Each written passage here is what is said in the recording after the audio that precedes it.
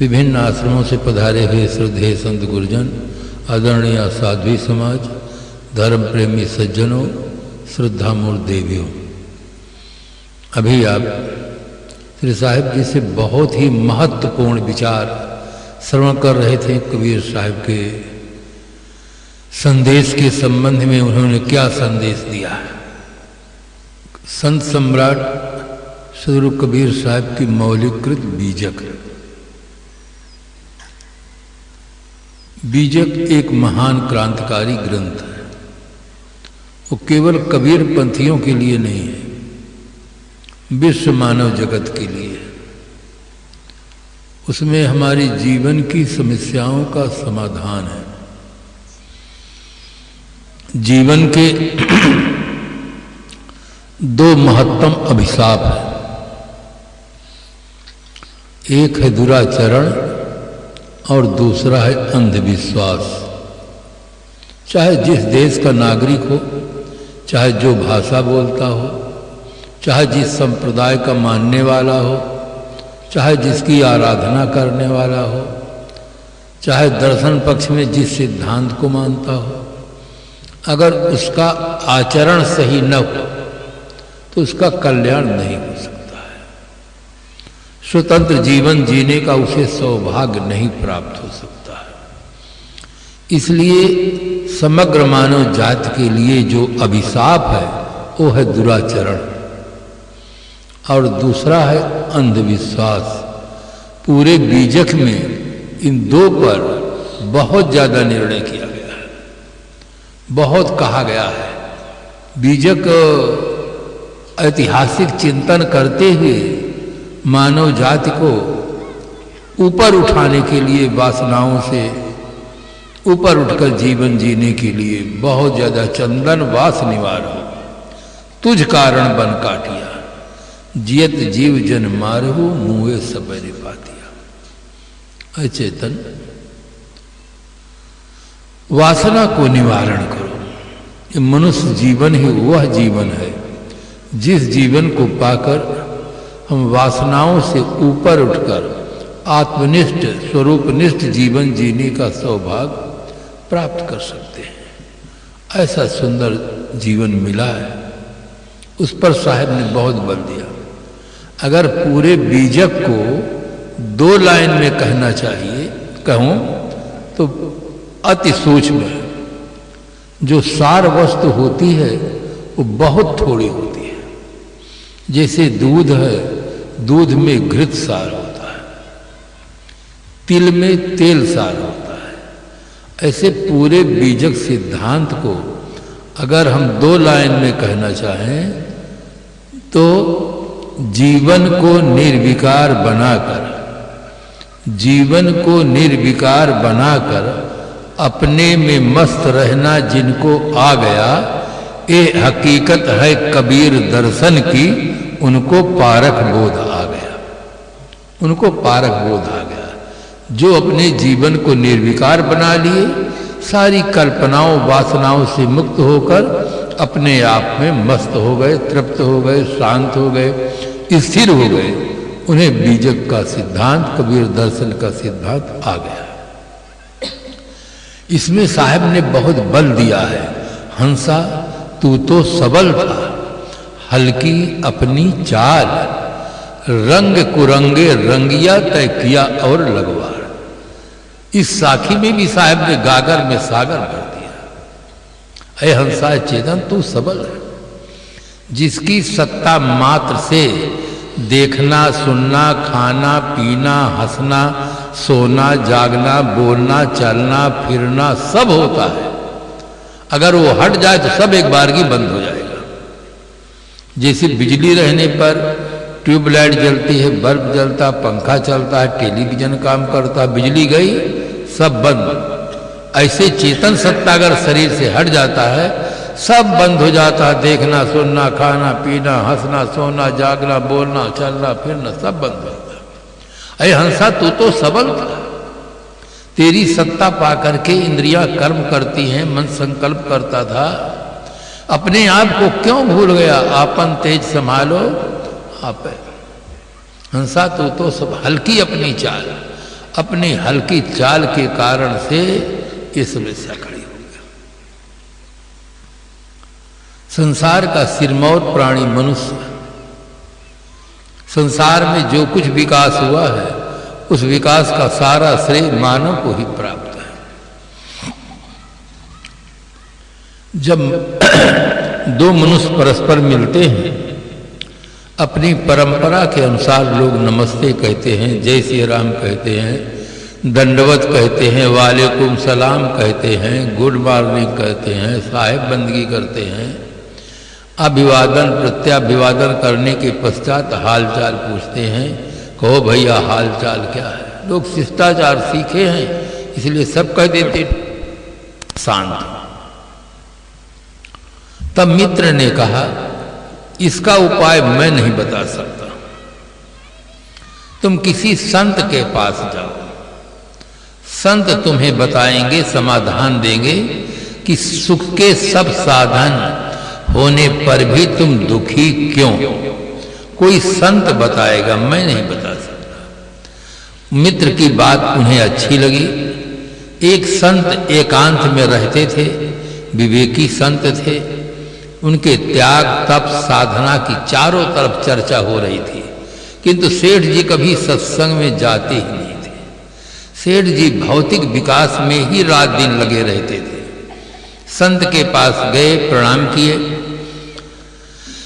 सब लोग उठकर चले गए। तब वो अकेले में बात करते हैं कि भगवान, आज के युग में जिसे लोग मानते हैं कि हमारे पास हो तो हम सुखी रहें, वो मेरे पास सब है। बच्चे हैं, दुकान हैं, बहुएं हैं, धन है, किंतु मैं भीतर से दुखी रहता हूं। अपनी सब स्थिति जब बतलाए तो महात्मा ने कहा, सेठ जी, आपके पिताश्री जब विदा हुए तो एक दुकान थी, आपने रात दिन परिश्रम किया, 3 दुकानें हो गई। आप अपने पिता के अकेले थे, आपके 3 बेटे हो गए और आर्थिक स्थिति अच्छी हो गई। इसी में आपने सारा समय बिता दिया। मकान का विकास किया, बच्चों का विकास किया, धन का विकास किया, आपने अपना विकास नहीं किया। इसलिए आप भीतर से दुखी हैं। चीजों का विकास खूब हुआ है, आप अपना विकास नहीं किए हैं।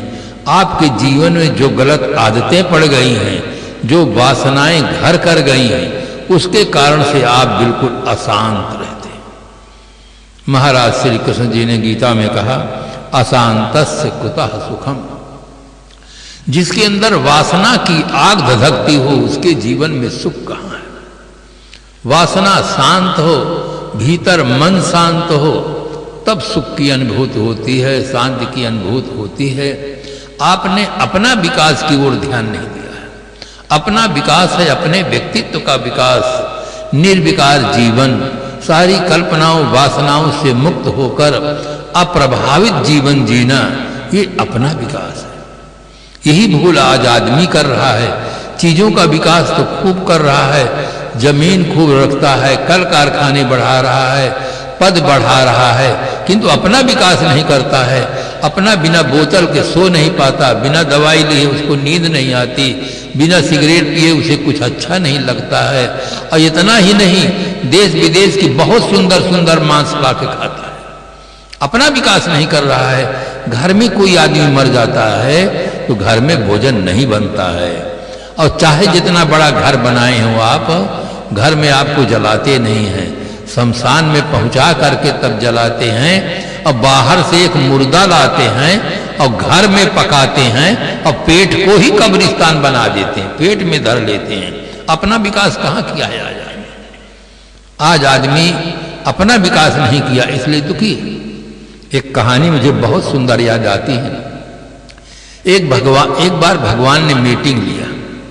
मीटिंग में आदमी, जानवर, पक्षी, मछली सबको बुलाया और कहा, मैं तुम्हारा सृष्टा हूं और मैं चाहता हूं कि तुम सब सुखी हो। एक पिता चाहता है कि मेरे सभी बच्चे सुखी हों, मैं परम पिता हूं, मैं सबको सुखी देखना चाहता हूं। एक एक वरदान मांग लो, चाहे जो मांगो। अपने सुखी जीवन जीने के लिए एक वरदान मांग लो, मैं दूंगा। सभी ने कहा भगवान आप बहुत कृपालु हैं, दयालु हैं। ऋषिगण कितना जंगल में तप करते हैं, तब कहीं आप प्रसन्न होते हैं और हमें आप सहज दर्शन दिए, आपकी बड़ी कृपा है। अब मांगे कौन पहले? पूरे विश्व में 7.5 अरब आदमी की संख्या है और जल में रहने वाले प्राणियों की संख्या कोई गणना कर सकता है? रायपुर जिला भर में जितने मच्छर होंगे वो 7.5 अरब से ज्यादा होंगे। फिर आदमी को बहुमत कहां मिलने वाला है? जल में रहने वाले मछलियों को बहुमत मिला। मछलियों से कहा भगवान कि आपने एक वरदान मांगो। मछलियों ने कहा भगवान अगर हमें आप सुखी देखना चाहते हैं तो आदमी को अपने पास बुला लें तो हम सुखी हो सकते हैं। ये हमारे वंश को खत्म करने पर लगा है। हम चाहे जल में रहें, नदी में रहें, समुद्र में रहें, इसको आपने इतना एक्स्ट्रा बुद्धि दे दिया है कि जाल बिछा करके फंसा लेता है और हमारे वंश को समाप्त करने पर लगा है। अगर आप सुखी देखना चाहते हैं तो आदमी को अपने पास बुला ले तो हम सुखी हो सकते हैं। भगवान को बहुत गहरा दुख हुआ कि मेरी सर्वोत्तम कृति तो मनुष्य है, मनुष्य के नाते सारा संसार जगमगा रहा है और ये पहला उलाहना यही मिला कि मनुष्य को अपने पास बुला ले। दूसरी बात बकरा मुर्गा से पूछा गया, हाथी घोड़ा से पूछा गया, जितने प्राणियों से भगवान ने पूछा सबकी केवल मांग यही है कि आदमी को अपने पास बुला ले। हाथी ने कहा भगवान आपने हमें बहुत ताकत दिया है, आदमी के ऊपर अगर हम पैर रख दे तो ये मर जाएगा, किंतु बुद्धि आपने इसको दे दिया है, ये लोहे का एक औजार लेता है और ऊपर से मारता है। उठ कहो तो उठना पड़ता है, बैठ कहो तो बैठना पड़ता है। हमारा पूरा जीवन बेकार हो गया, इसके अधीन हो गया। अगर हमें सुखी देखना चाहते हैं तो आदमी को अपने पास बुला ले। जितने प्राणी थे सभी प्राणियों ने एक ही मांगा वर कि आदमी को अपने पास बुला ले। बकरा, मुर्गा, कबूतर, सबका हमारा जीवन केवल खतरे में है तो आदमी के कारण सुअर को भी आदमी खा रहा है। सुअर सबकी सफाई करता है, गंदी चीज को साफ कर देता है, मछली गंदे पानी को साफ कर देती है। ये आदमी ऐसा है कि ये सबको साफ कर देता है। आदमी को अपने पास बुला लिया। भगवान बहुत दुखी हुए, उन्होंने कहा मैं आदमी को अपने पास बुलाने में असमर्थ हूं। बड़ा आश्चर्य हुआ उनको कि जितने शास्त्र हैं, जितने महात्मा हैं, जितने गुरुजन हैं, पंडित हैं, ये तो सभी कहते हैं भगवान तो सर्वसमर्थ, जो चाहे कर सकता है। राई को पर्वत कर सकता है, पर्वत को राई कर सकता है। भगवान तो सर्वसमर्थ है और आप श्रीमुख से कहते हैं कि मैं असमर्थ हूं आदमी को पाने की, अपने पास रखने में। ये बात समझ में नहीं आती है। उन्होंने कहा देखो आदमी को मछलियों को सफा करने की आदत है, मुर्गा को सफा करने की आदत है, बकरा को सफा करने की आदत है। इसकी आदत पड़ गई है सफा करने की। अगर मैं अपने पास रखा तो मुझको भी सफा कर देगा, इसलिए मैं आदमी को अपने पास नहीं रख सकता। आदमी का वैचारिक धरातल इतना गिर गया है, इतना गिर गया है। उसको अन्न है, दूध है, फल है, रस है, भस्म है, एक से एक सुंदर पदार्थ है, उन पदार्थों को नहीं खाता है। दूसरे प्राणियों को मार करके खा रहा है, पेट को कब्रिस्तान बना रहा है। साहेब का संदेश है जीव घात ना कीजिए, बहुर लेत हुए कान, और तीरथ गए न बाँची हो, जो कोट हीरा देव दान। अहिंसा परमो धर्म, जियो और जीने दो। तो इस प्रकार से बंधुओं अपने जीवन को सुंदर बनाओ, जीवन को निर्विकार बनाओ। अगर सचमुच सुखी जीवन जीना चाहते हो और कोई मंत्र का जाप करो न जाप करो, हवन करो न करो, माला फेरो न फेरो, ये आपकी श्रद्धा है, आपकी भावना है, किंतु जीवन को निर्विकार बनाओ तो सुखी रहोगे। और सब करोगे जीवन को सुंदर नहीं बनाओगे तो कोई दुख वो आपको दूर नहीं कर सकता है। 2 लाइन याद रहे, संयम से जीवन जियोगे तो सुख की कमी नहीं रहेगी।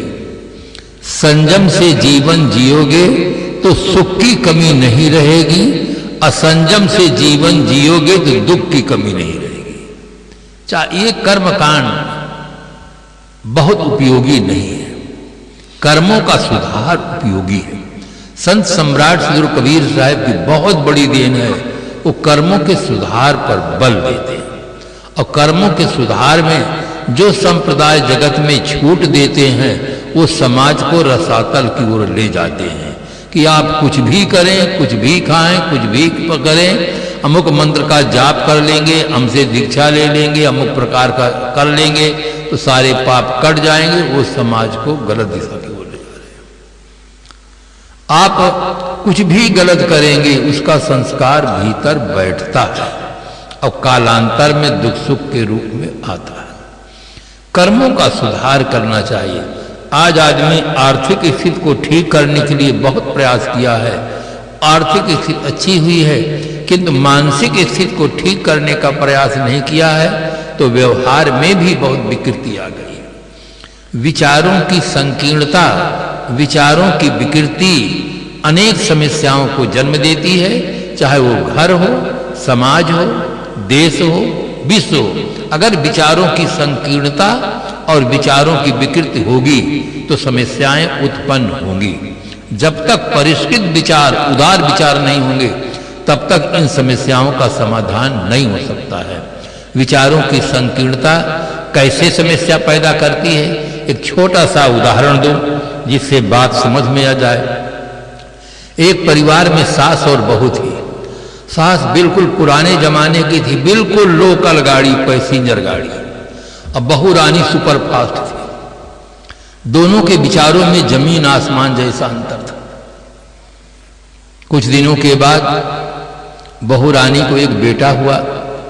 सास हरदम कहती बहू रानी को कि देखो हमारे घर की मर्यादा है, सिर में कपड़ा रखो, धीरे से बोलो, मर्यादा से उठो, मर्यादा से चलो।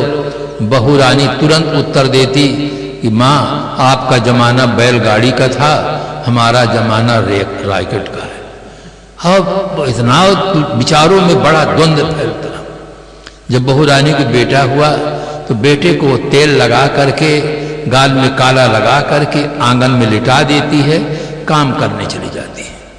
सास बाहर घूमने गई थी, जैसे बाहर से घूम कर आती है, बच्चा आंगन में लेटा है। आप बच्चों को देखो, इनके अंदर संस्कारों की रील चलती रहती है, ये मुस्कुराते रहते हैं। हाथ पैर पटक रहा था बच्चा, मुस्कुरा रहा था निर्दोष बालक। उसको देखकर सास के मन में ममता उमड़ती है, सास उठा लेती है, चूमने लग जाती है, प्यार करने लग जाती है। इतने में बहू रानी अंदर से आकर देख लेती है कि मुझसे विरोध रखती है और मेरे बेटे को उठाकर चूमती और प्यार करती है। वो जोश में आ जाती है। जो आदमी जोश में आता है वो होश खो देता है। और यही कारण है कि जवान लोग जो सत्संग में कम आते हैं उनको जोश रहता है, ये कारखाना बनाएंगे, ये उन्नत करेंगे, वो उन्नत करेंगे। जोश है पर होश नहीं है। आंख खुली तो सपना गया, अब आंख नीची तो अपना गया, और 2 दिन का मेहमान है तो सांस रुकी तो दफना गया। कोई नियम नहीं है कि मृत्यु आएगी वृद्ध अवस्था में। भरी जवानी में राजीव गांधी, संजय गांधी चले गए, मां प्रधानमंत्री थी, रोक नहीं सकी कि एक दिन बेटा और रह जाओ, कुछ बता जाओ, कुछ नहीं।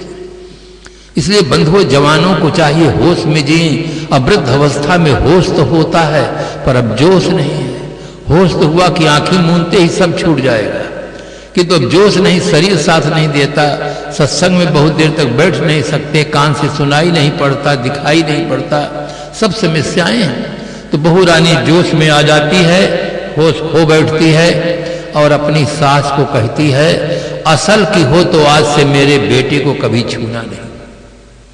बहुत बड़ी बात कह देती है, असल की हो तो आज से मेरे बेटे को कभी छूना नहीं। सास कहती है, बहू रानी तू होश में है कि नहीं? अगर मैं भी कह दूं कि तू असल की हो तो आज से मेरे बेटे को कभी छूना नहीं, तो बता तेरी दशा क्या होगी? कहे नहीं माँ आप ऐसा नहीं कहेंगे, नहीं कहेंगे। हर सास माँ के समान आदरणीय होती है, हर बहू पुत्री के समान प्यार करने की योग्य होती है।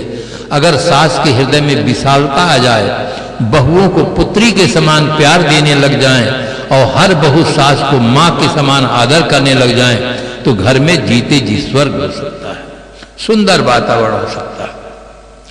केवल खराबी विचारों की रहती है, भीतर खराबी रहती है, मानसिक स्थिति अच्छी नहीं रहती है, तब सास बहू लड़ती हैं। तब किसी ने बहुत सुंदर व्यंग भरे शब्दों में कहा, अस प्रभु कृपा करो यही भांति, सास पतोह लड़ाई दिन राती।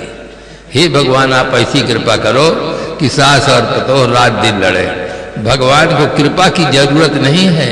आदमी की मानसिक स्थिति जब बिगड़ जाती है तब आदमी लड़ता है, झगड़ता है। जहां झगड़ा होता है समझ लो कि मानसिक स्थिति बिगड़ी है। मानसिक स्थिति बिगड़ने का ये मानसिक दुष्परिणाम है। चाहे जीवन के विकार हो, चाहे राग द्वेष हो, चाहे जो कुछ खराबी हो, मानसिक स्थिति बिगड़ती है पहले, तब भाषा बिगड़ती है, स्वभाव बिगड़ता है, जीवन बिगड़ता है। अगर मानसिक स्थिति ठीक नहीं होगी तो आदमी चंद्रलोक में रहे, चाहे मंगल ग्रह में रहे, चाहे अमेरिका रूस में जाकर रहेगा, दुखी रहेगा, समस्याओं को जन्म देगा। वहां भी पुलिस चाहिए, जेल चाहिए, व्यवस्था चाहिए। इसलिए बंधुओं, सबसे ज्यादा अपनी मानसिक स्थिति को ठीक बनाने का प्रयास करें, जिसमें ये सत्संग सबसे सबल साधन है। सत्संग में श्रद्धा भाव से बैठे, सुने, स्वाध्याय करें, साधना करें, अपनी मानसिक स्थिति को ठीक बनाकर लोक और परलोक दोनों सुंदर बनाएं, और ये आपके हाथ में है। इन्हीं शुभकामनाओं के साथ अपनी वाणी को विराम देते हैं। कार्यक्रम को आयोजकों को, सहयोगियों को, श्री ब्रजेंद्र साहब जी को और आश्रम चलाने वाली संचालिका देवी जी को और सब आप भक्तों को मैं बहुत बहुत धन्यवाद देता हूँ कि इसी प्रकार से आश्रम के प्रति श्रद्धा और संत प्रवर श्री योगेंद्र साहब जी का हम लोगों के साथ बहुत घनिष्ठ संबंध था। कुंभ मेला में साथ में रहते थे, सहयोग करते थे, सब प्रकार से बात व्यवहार सुंदर था। सबको मैं धन्यवाद देते हुए अपनी वाणी को विराम दे